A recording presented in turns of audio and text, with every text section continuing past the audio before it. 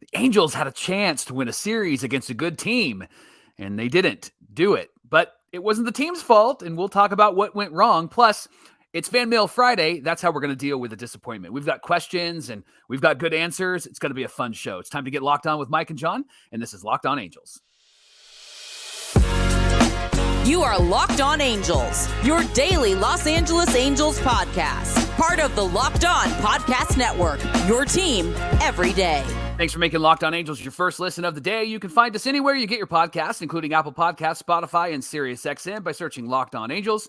And the best way to help us out is by giving us a rate and a review. And those watching on YouTube, make sure that you're subscribed and click that bell to be notified every time a new episode drops. And today's show is brought to you by Bird Dogs. Go to birddogs.com/LockedOnMLB and enter our promo code LockedOnMLB for a free water bottle with any order. You're not going to want to take your Bird Dogs off, we promise you. Hey, thanks for being here for this episode of Locked On Angels, where it's your team every day. You've got the Frisch Brothers here with you, a.k.a. the Super Halo Bros. My name is John, and that's my brother Mike. My name is Mike, and that's my brother John. Hey, we've been fans of this team for years, through thick and thin, and all the ups and downs, and we're glad that you're here with us every Monday through Friday, talking Angels baseball every single weekday. We love it. Hey, on today's show, it is a Fan Mail Friday, and so we're going to get to some of your questions, including somebody asked us, Mike. We didn't bring it up. Somebody asked us Stephen A. Smith's comments on First Take the other day. We'll get to that at the end of the show. But first, we have to talk about the series loss, the game loss, 5-4 on Thursday. It was disappointing because the Angels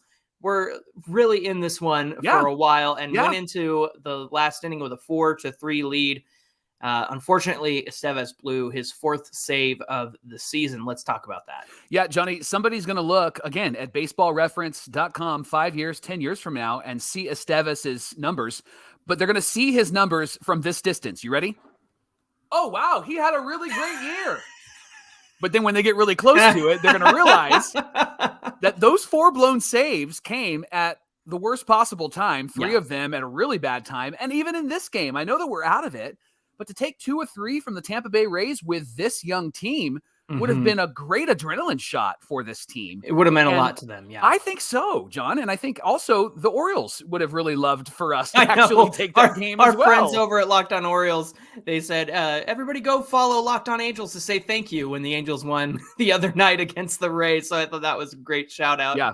So if you did follow, please don't unfollow. We're glad that you're here. Yes. We need to commiserate together. Johnny, teams have figured out Estevez. And what's interesting about him is this top of the zone fastball that he's been throwing all season long. It now looks like the spring training fastball that we were worried about. Remember back in spring training? Oh, yeah. He had really high ERA and was getting hit a lot and walking a lot. And everybody kept saying, well, he's trying to figure it out. And he was. And then the first half, nobody could really catch up to it. But the second half, everybody seems to be figuring that out. They know either it's going to be a strike, so they're swinging at it and making contact, or they know it's going to be a bit above the zone and they've had plate discipline and they haven't swung at it. And do you realize that the teams that have really gotten to Estevez are teams that are really patient at the plate? They're really good. They're really good teams. If anybody's going to figure it out, it's the Rays too, because they're going to look at all the data that's in front of them and they're going to see the same things that Perry Manassian identified in Carlos Estevez last year, where he said, hey, this guy throws at the top of the zone and generates a ton of swings and misses.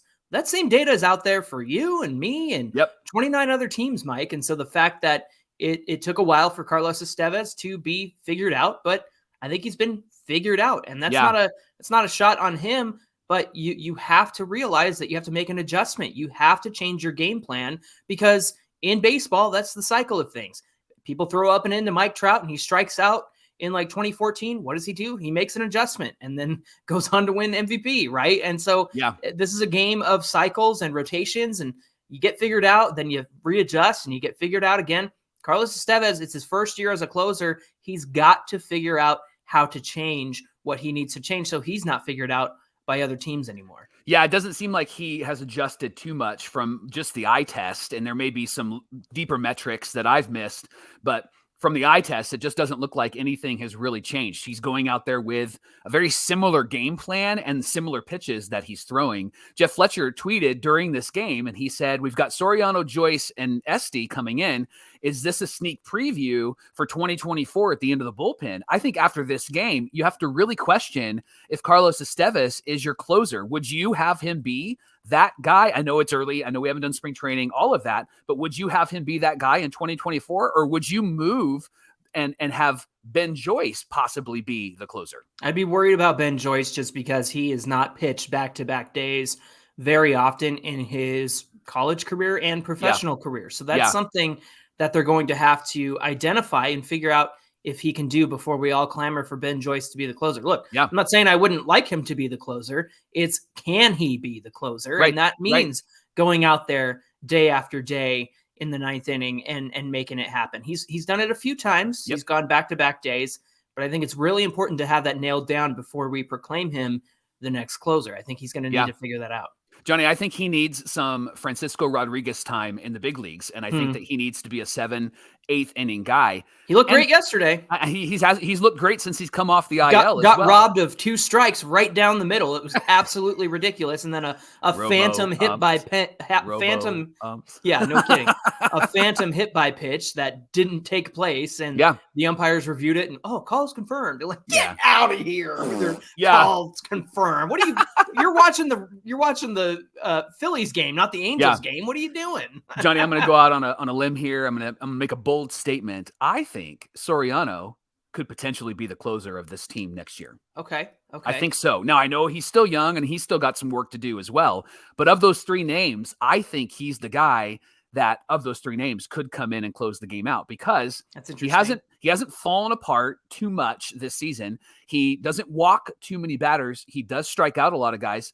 And there's a demeanor about him that just doesn't get thrown. He doesn't show emotion like Sandoval or somebody else on the mound. He's there. He's done his job, and he's got pretty good numbers. I know that he hasn't been in all the high pressure situations, but he's been brought in some really sticky situations, and he's gotten out of it. And so I think that he has the potential to be that guy for next season. And speaking about next season, I think Griffin Canning, even though it was a 5-inning performance, I think Griffin Canning is going to be a solid piece in this rotation in 2024, because he eats up innings, John, and he's not somebody who eats up innings and gives up a lot of runs. He eats up innings, and he only gave up 2 runs yesterday, and he struck out 7 Tampa Bay Rays.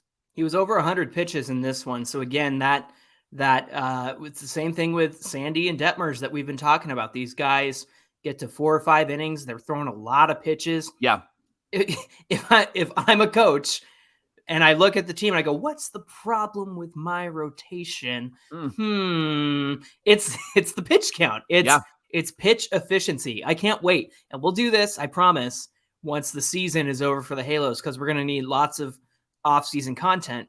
I'm going to do a deep dive into pitch efficiency. So buckle up, nerds, about a month from now, and we'll dive into those numbers, because I think it's really important conversation to have. And I think it's something that might permeate Major League Baseball at some point, Mike. I think for a long time it was like, get strikeouts, da-da-da-da. Hey, go 9 innings, da-da-da.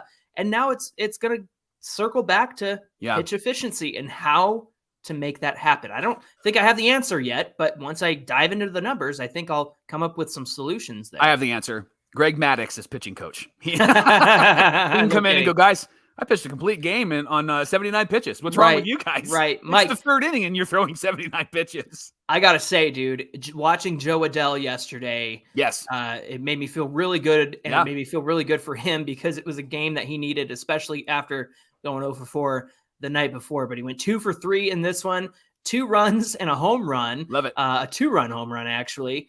And this was great. He actually spoke to Erica Weston on Bally Sports West, and this is what he had to say about the young core of the team, and specifically Nolan Schanuel. He said, Nolan has one of the best eyes I've ever seen out of a young player. Zach is electric and hot behind the plate. Looks like he's already been doing it for 10 years. And honestly, he was really solid in this one, worked a lot of good counts and base hit, that sort of thing. He took the extra base on David Fletcher's hit that ended up scoring Walsh and Adele, because there was a misplay in right field. Adele saw it and turned on the burners and scored on that one. So it was really great to see that. Yeah. And I got to give it up to Michael Stefanik in this one as well. Not only doing well at the plate, but stabbing a 110 mile per hour hit out of the air over at third base and making it look easy. I think he shook out his hand after that one, because that one must have hurt, right? That was a drive, and easy double or triple if he doesn't stop that ball. Can we have Michael Stefanik on this team regularly? Can we have him in the major league? I like him, John. Okay. I really like him, and I think that he's a solid backup, and potentially when he fills in, I think he could be somebody that's going to get a hit. He makes contact, and that's what this team has desperately needed. They struck out a whole bunch. I think yesterday was it 19 strikeouts, I think, or the day before yesterday. And he's somebody that I think really complements Shonowell's bat, because you could put Shonowell at the leadoff spot and put Stefanik at the 9 hole, and these two guys are making contact, and that's what we've needed. We talk about the issue with runners in scoring position. You need somebody who's going to move the runners over. I think Stefanik is another solution at the bottom of this order that could really be a benefit to this team. And so let's get him up there. Let's have him be at the major league level, and let's see what he can do. Don't take him out, Phil Nevin. Let him play the next 9 games, because I'd love to see what he can do when he's playing consecutive games in the major leagues. Yeah, I'm with you. Hey, there's 9 games left for the Halos. In fact, tonight's game is against the Twins at 5:10 Pacific time. You can catch every pitch of the Angels hometown broadcast on SiriusXM with the SXM app. All you got to do is search Angels. Coming up, we're talking about Jo Adell already. Will he be a major piece of this team next season? Well, we'll get into that coming right up. Locked On Angels is brought to you by our friends at Bird Dogs. Bird Dogs is a clothing company that's all about your comfort, and boy, are they comfortable, Johnny. Do you love your Bird Dogs, Johnny? I love my Bird Dogs. In fact, my in-laws came to town a couple of weeks ago. My father-in-law was like, "Hey, where'd you get those? What are those?" I said, "They're my Bird Dogs, father." And he was pretty jealous. So that's great. You should buy him some Bird Dogs for his birthday or for Christmas. Think that's or just happen. Because you're the best son-in-law in the world. That's why you should get it. Bird Dogs are made of this cloud knit fabric. They're made from the clouds, John, or they at least feel like you're wearing clouds. They're khaki, but they stretch. And what I like about them is that you don't have to fit into them. They fit to you. You don't have to sacrifice movement, all of that good stuff. And then we've talked about this, but I think it's necessary, especially for dudes.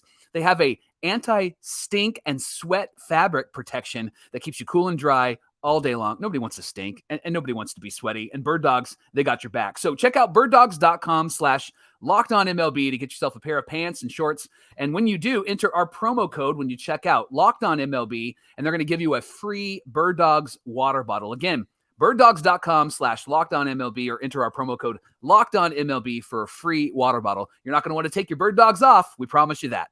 Locked On Angels is also brought to you by DoorDash. Do you love the convenience of getting what you want right to your door? With DoorDash grocery delivery, you can stock up for the week or order last-minute cravings conveniently. And with DoorDash, you'll get exactly what you ordered, or they'll make it right. So sit back, enjoy quality groceries just like you picked them up yourself. And if you want even more value, you can save on all your grocery and restaurant favorites with a $0 delivery fee on all eligible orders with a Dash Pass membership. With easy substitutions right in the app and best-in-class customer support, DoorDash delivers groceries exactly how you want it. And right now, you can get 50% off your first DoorDash order up to $20 value when you use the code LOCKEDONMLB at checkout. Limited time offer, terms apply. That's 50% off with our code LOCKEDONMLB on your first order with DoorDash. Thanks for making Locked On Angels your first listen of the day. Hey, Locked On Everydayers, we're going to be here watching the games, so you don't have to. You can watch them, but if you don't want to watch them, we're going to recap all of the games against the Twins this weekend. They do play the Twins tonight at 5:10 Pacific time, and you can catch every pitch of the Angels' hometown broadcast with SiriusXM on the SXM app. Just search Angels. Mike, it's a Fanmail Friday. We've got 2 segments of questions, and we're spending some time diving into a couple here. This one first comes from Roger Lord. Love that. Roger Lord. He said, Lord Vader. Do you see Jo Adell on the MLB club roster full-time next season? If he can finish the season strong, I think they should trade him. So I'm wondering if he's saying full-time next season, finish strong, then trade him, or if they trade him this offseason. So either way, let's get into that. If Jo Adell stays and plays next year, I think I'm all about it. And here's why. He's 24 years old. Mm-hmm. What were you doing at 24? Right. To everybody who says, he's washed, he's a quad A player. Give me a break. The thing is you were trying to grow a beard. That's what you were trying to do at 24. Yeah. When this season started and there was talk about, like, is Jo Adell going to be part of this team? You and I contended from day one that he needs a full season in the minor leagues. Yeah. And he essentially got that. And the reason why he needed a full season was, one, everybody knows, defense. He's got to work on that outfield defense. Mm-hmm. Well, from what I've seen so far, he's done a great job playing in Tampa Bay because they have that white roof on the dome, and it's really hard to pick up the ball there. And he was talking about that as well. So what we've seen so far is pretty good. Mm-hmm. The other thing is, it just seems like he had a lot of, like, in his head hurdles that he couldn't get past, like mental hurdles. He just seemed like he lost his confidence and his swagger when he came up to the majors. He would get inside of his head all the time, whether that was at the plate or on defense. And the fact is, if you let him go be a confident Jo Adell in the minors for a whole season and then come back up and contribute, Mike, I think that's kind of who we're seeing right now that he's back up with some confidence. In fact, in that same interview we talked about with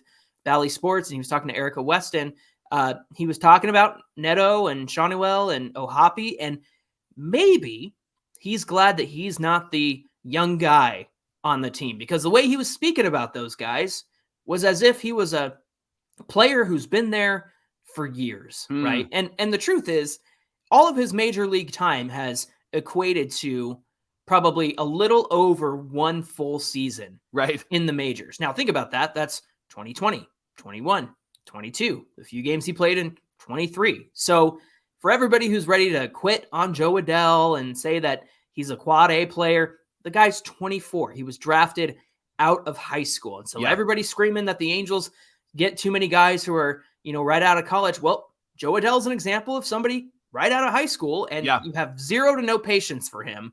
And so I am on Team Adell in this one. I'd like to see him play. But Mike, if he got traded in the offseason, what might come of that? I think he's built up his trade value, but here's the thing that I think is really important to focus on. He is an Epler guy, and the guys that Epler drafted, they just need time. They need a lot of time. Taylor Ward is an example of that. They just needed a lot of time. I think having Jo Adell on this team next season would be brilliant, because I think that the Jo Adell that we've been expecting is finally maturing. I think he's growing into that. And let's say that he does get traded. I think that he could get some picks. I think Perry could get some picks for Jo Adell, like some young rookies, some young guys. But I think that if you really want a athletic outfield, and you just mentioned it, if you want a more mature Jo Adell where he's not the young guy trying to prove himself, but he's kind of the veteran, I say that with quotations, right? I think that actually is a really good position for him to play. I think that would be a great benefit to this team. Can you imagine him out there with Trouty and with Moniak? I think that could be a really good outfield. And if Shohei doesn't come back, he could be a DH. And I think that would be helpful for him to not have him on the field quite often. And then he could fill in for a Mike Trout if he needed to. So I'd love to see Jo Adell stay with this team. If they do trade him, I think they could get some minor league guys, maybe a pitcher or something along those lines. But I would trade him only if I could get something really good back for him. And I think you could, because he's 24. He's a young guy with a lot of potential. I have contended previously on the show that Perry might just trade all away Billy Epler's guys and get pieces back that he wants. Kind of in the way he did with Marsh. I mean, Marsh is a guy that we all root for and we all loved when he was here. An Epler guy, and there's nothing wrong with that. But I think that Perry's shown the ability to swap pieces into and turn them into guys that we would want to see come back. Hey, Torrid on YouTube, a frequent commenter, frequent listener. Shout out to Torrid. He said, hey guys, do you think Mike Trout will be back this season? What do you think, Mike? I think he is working his way back. That's been what has been communicated. I don't think he should. I think that it's a waste of time unless he feels like he needs to get a couple of swings under his belt in the regular season before the offseason hits. But it just feels kind of like a waste of time. Why bring him back? 9 games left. Team's not in it. But again, I would actually move at the speed of Mike Trout. And if he needed a couple of at-bats, bring him back what he did at the end of last year, coming back off the IL and then hitting his 40th home run, was amazing. And so maybe that'll be a good motivating factor for him, and it'll be good for Angel fans to see him. I would say, why waste your time? Because we're out of it. But I wouldn't mind seeing Mike Trout on my TV screen and listening to Mike Trout over the radio and seeing him hit a couple of home runs and getting back into the groove of things before the season ends. What do you think? Yeah, I think I'm with you on that. The fact that he might want those professional ABs and to get out there and just get a feel for it again, check the hand, see if it's good, see if he can keep up and play center field like the way he wants to. If it's totally up to him at this point. The fact that he wants to get back, I think is a good indicator of how he is feeling about the Angels. I know that there were a lot of questions about like, is he going to want to be here next season? I mean, look, he wants to get back. He wants to play, and maybe he wants to play with these young guys. After Adele hit that home run, Trout met him in the dugout, and he's like, that away, Joey, and so that was really good to see and really reassuring for me as an Angel fan and somebody who really adores and loves watching Mike Trout play. Locked On Angels is brought to you by FanDuel. Get into all the action in the NFL season this season with FanDuel, America's #1 sportsbook. Right now, new customers like you can get up to $200 in bonus bets guaranteed when you place a $5 bet. That's $200 in bonus bets, win or lose. That's good news. If you've been thinking about joining FanDuel, now is a really great time to get in on the action. The app is really easy to use, and there's a wide range of betting options, including the spreads, player props, over-unders, and a whole lot more. So visit FanDuel.com/lockedon and kick off the NFL season the right way. FanDuel is an official partner of the NFL. All right, Mike, you and I have a saying on this show: don't make stupid famous.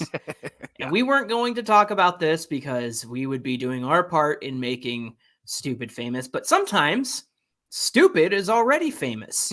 and because somebody politely asked us to address this, I put it in Fanmail Friday. This came from Ken Matsu 3105 on YouTube. He said, "Nice video as always. Thank you, Ken, for watching our show. I was just curious to know your thoughts about Stephen A. Smith and his latest comments on Shohei Ohtani." Mike, can you please fill us in, because I don't think I have the patience. All right, so if you didn't hear, ESPN First Take host Stephen A. Smith said that Ohtani is not worth the money, not worth $500 million. And some of the points that Stephen A. made were these. He said that Ohtani doesn't sell out seats when he pitches. Stadiums aren't full. By the way, the Angels were second in the league when they were on the road with attendance outside of the New York Yankees. Right. And that's not because they were good, okay? Right. And not because of Mike Trout, because he's been out. So you fill in the details. It was Mickey Moniak. So Stephen A. later told Fuzzy, who's a baseball YouTuber. By the way, Fuzzy, great job. I love that you got on the show. He was killing it. Great job to you. And then him what did he say? Blasphemous or something. That was so good. So he said, he got on the show and he said that Stephen A.'s solo show. Yes. Yeah. It was like his podcast solo show. Right. And he said that they don't pay attention to baseball because baseball ratings are declining and that the baseball community should, quote, shut up, unquote. So you said we're not going to make stupid famous, but we do have to address this. And so, Johnny, why don't you just take the floor? Oh, boy. Okay, I want to address this kind of point by point. To say, obviously, Stephen A. has said stupid stuff in the past, like Ohtani can't be the face of baseball because he doesn't speak English. You know, there's American-born players who speak English, and they can't speak English because they can't string two sentences together sometimes. Right. So Shohei Ohtani not being a draw. Listen, merchandise, advertising, people are taking pictures of him in the dugout when he's not even playing. If you don't think that he's a draw, then you're just dumb. You're really dumb. He's the most famous player in baseball right now, probably the world. He's worth every single penny that is coming his way. And here's the one thing, Mike, that I think I will give Stephen A. Smith when he made these comments. He said a lot of teams are winning without giving Shohei a $500 million contract. Well, true.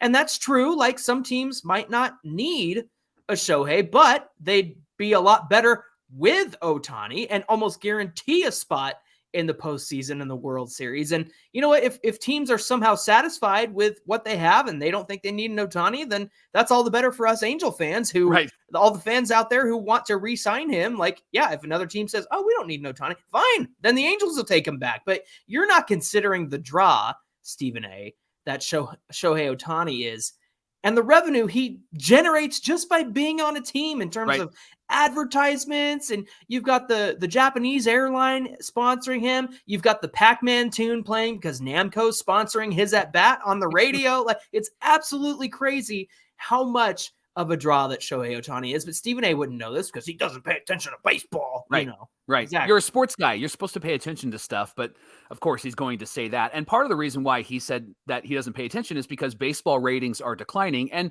Johnny, we've seen that in the last few years, especially since the pandemic, but things have turned around. But we have to understand in this world, ratings aren't necessarily equal to interest. No, not at all. And what you see, we're wrestling fans, and we see that with wrestling. Like, it's not the same ratings that they had during the Attitude Era when it was the Monday Night Wars in the late 90s. And yet it was WWE that just signed a $1.4 billion 5-year deal with NBC Universal to show up on USA, right? Yeah. And so that shows me like there's something there. And the same thing with baseball. I think there's something there. Baseball doesn't do itself any favors with its blackout restrictions and access to games. Like, you can't watch your local team unless you have the channel and have to pay for that. And in the world of streaming right now, like, it's hard to find what streaming source you can jump onto to watch your team. I have a friend who bought it was like Tubi or something like that, just so that he could watch the Angels. And then he canceled it at the end of the year because he's not going to watch it anymore. And so that's the thing that has really impacted the ratings as well. But ESPN hasn't done much to help the baseball ratings as well. No. They're more in a have to talk about baseball rather than maybe they want to. And you can tell kind of with their nonchalant sort of like when they have conversations like this on First Take, like they don't know what they're talking about when it comes to anything baseball. And if they looked at just one game in the last 2 weeks that's been at Angel Stadium, that stadium's been pretty full, and this team is terrible. And Shohei hasn't even been playing, but as soon as they knew he was in the stadium, everybody's moving to the dugout to take pictures of him. Yeah. And Johnny, honestly, and this is just a personal preference, I haven't watched Sunday Night Baseball on ESPN unless the Angels have been on for a few years because once John Miller and Joe Morgan weren't on there, I was done. Yeah. Because I love Dan Shulman and he does the Blue Jays. They brought him on, but they partnered him up with A-Rod. Like, they partnered him up, and A-Rod he's got a personality like a fountain of personality. He's got nothing, right? And then Carl Ravitch has always been a favorite of mine because he did Baseball Tonight for so many years. But then they've got Carlos Perez. Is it Carlos Perez? Eduardo Perez. Yes. And they've got David Cohn around him. And both of those guys just don't have it. They don't have it, right? Miserable. I think Eduardo's okay, but David Cohn, man, he's got kind of a dry personality. And so when you do that, it doesn't make it fun to listen to at all. And then you've got ESPN Plus and Disney Plus and all of those things. Everybody's cutting cable. Like, nobody's watching ESPN and SportsCenter. ESPN ratings itself is going down, like, because we're just in a different world. And so I just think that Stephen A. is speaking from an old man, get off my lawn sort of perspective, right? And then there was this tweet from, is it Sir Yacht? Off of Twitter that made you laugh. Why don't you read that one? He said Stephen A. Smith doesn't deserve his contract because all of his First Takes views come from muted TVs in airports and hotel bars. Yeah. You gotta be kidding me. It's absolutely true. You know what's funny, Mike? It's like they do this stuff to draw people's interest, and they do this to have hot takes and get people to take the bait and whatnot. And they all end up on Twitter, and the clips get put out on Twitter and Instagram and stuff. And nobody's watching it on ESPN. It's always after the fact. It's always the clip afterwards. And the fact is, you know what's helping interest and ratings for baseball? It's shows like Locked On Angels and other podcasts and shows who cover their teams. Like a national podcast network like Locked On is getting into the nitty-gritty of each team. And because baseball fans know they're not going to have to sit through 45 minutes of NBA in college and NFL on SportsCenter just to have a 30-second conversation about Mike Trout or Shohei Ohtani. They know they're going to get 30 minutes when they come here. So just to put the cherry on top here, Mike. Let me address Stephen A. face to face. Stephen A., you're going to let the world pass you by, and ESPN as well. You're both getting passed by because your ratings are failing. Platforms like podcasts and YouTube, all of that stuff are bringing much more interest to the game of baseball back, and including Shohei Ohtani. We have tons of people who tell us they're fans because of Shohei. So while you complain about declining ratings, we'll be on your smart TV, we'll be on your phones, we'll be on your YouTube feed, we'll be in your Spotify's and your Apple Podcasts. You're an old man playing an old man's game, and the world's passing you by, and you wonder why your 80th conversation about LeBron James' legacy isn't drawing any ratings. We'll be here covering our favorite team, as all the other Locked On MLB hosts do. They're fans of their teams. They're having daily discussions, and they're interacting with their listeners and viewers just like us. So the baseball community, Stephen A., is never going to shut up. Well done. Thanks for making Locked On Angels your first listen of the day. Remember, those irrelevant Angels are playing the irrelevant Twins at 5:10 today. You can catch every pitch of the Angels' hometown broadcast with SiriusXM on the SXM app. Just search Angels. Hey, give us a follow at Locked On Angels on Twitter and at Super Halo Bros on Twitter and Instagram, and get into our comments on YouTube. Have a conversation with us. We are not going to yell at you like Stephen A. does. Mike, what do we have on deck for Monday's show? Well, the Angels do play the Twins this weekend. We're going to pay attention to Nolan Shonowell to see if he can extend that on-base streak. He's somebody that we're really excited about, and I want to see what he can do. So we'll talk all about that on Monday on Locked On Angels. Looking forward to that. You guys have a great weekend, and we'll see you back here on Monday. Until then, my name is John, and that's my brother Mike. And my name is Mike, and that's my brother John. Thanks for being here, guys, and we'll see you back here on Monday. This is my favorite Stephen A. The New York Knicks are terrible. Every time, just yells. He just yells.